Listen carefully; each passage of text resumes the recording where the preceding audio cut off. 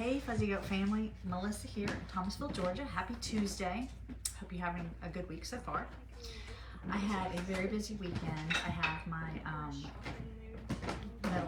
my youngest daughter, but my middle child, we went to her orientation in Statesboro, Georgia, which was really nice. And, you know, I have to say I was a little curmudgeon. I don't know if that's the word I'm looking for, but because I was going to be driving on Sunday and Monday and wasn't going to get as much knitting done. But guess what? I got my knitting done anyway. I knitted in the movie theater and I knitted in the orientation, because there was a lot of times where people were just talking at you and I'm knitting and listening. And I'm looking around all these other people just sitting there on their phones or napping. I'm like, I know you wish you could knit because you're getting something else done. Like I was surprised that I was the only one like doing something like that. But anyway, so I did get some stuff done. But it was a lot of driving in 2 days. It's about 4 hours from us, and rained both ways, so that's kind of stressful for me. But my daughter got to meet one of her roommates, which was really nice. So it was nice to get that done. Check, got one thing done. All right, so about my knitting. Oh, I did see the movie Top Gun. I don't know if y'all have seen that movie, but it was really, really good.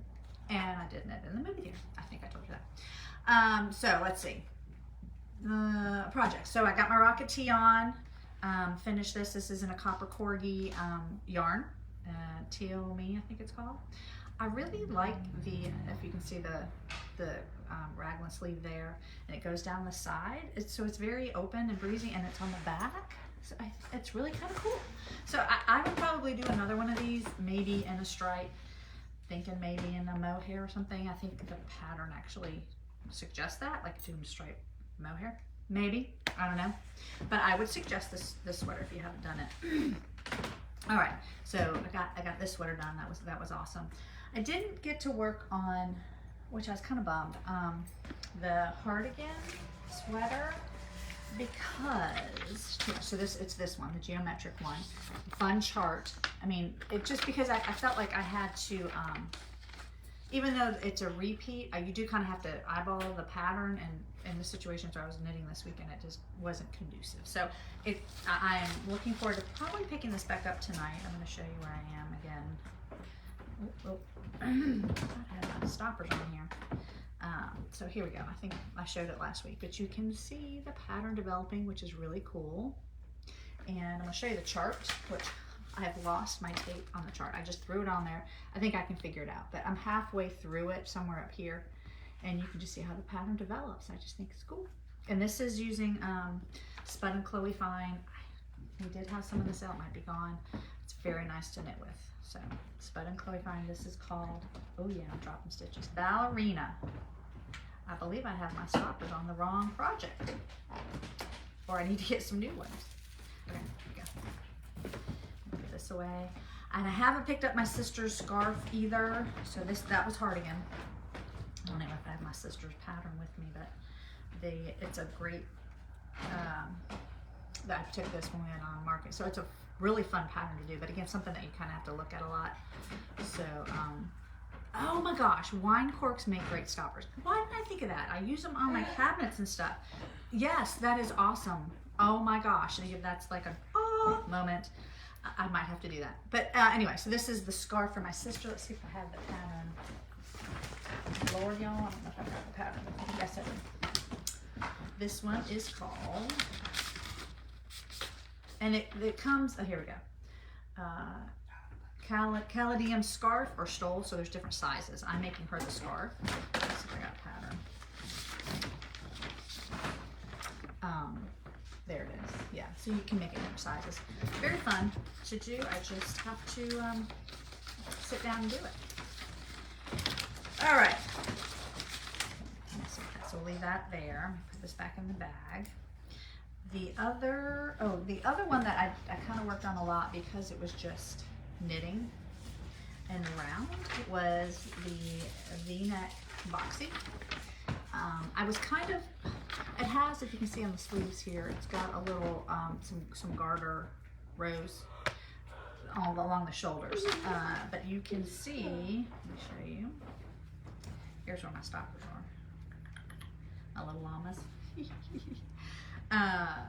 So this, I did get some of this done. I think I only have a few more. So this is the garter up top. This is the back. So this is where my neck is. And I think I have a marker here when I did a reduce on the side. So this is the beginning of what was going to be my sleeve. And so from here down, I'm supposed to measure 16 inches. I probably have 4 or 5 more to go. Maybe I'm wrong. But yes, so this is just knitting back and purling back and forth. So an easy one to carry. And again, it's pieced, so it is really easy to carry. So that is the boxy. And then I told you guys that I was going to do a swatch for Onward and Up.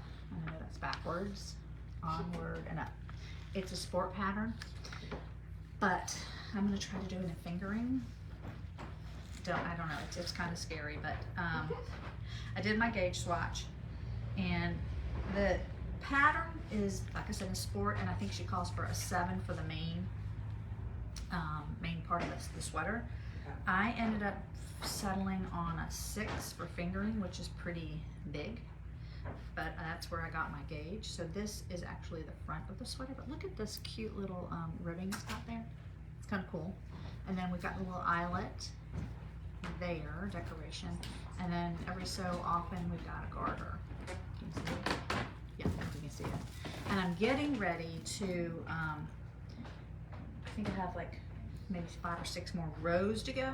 Then I will put this on hold, and then I'm going to pick up, I can't remember what side, but I'm going to pick up to do the shoulder and come over. This has been a fun one, probably because it's fingering weight using a bigger needle than my 1s and 2s that I often use for my fingering. This is the yarn we're planning to get in, Northwood. Super fun. Look at that.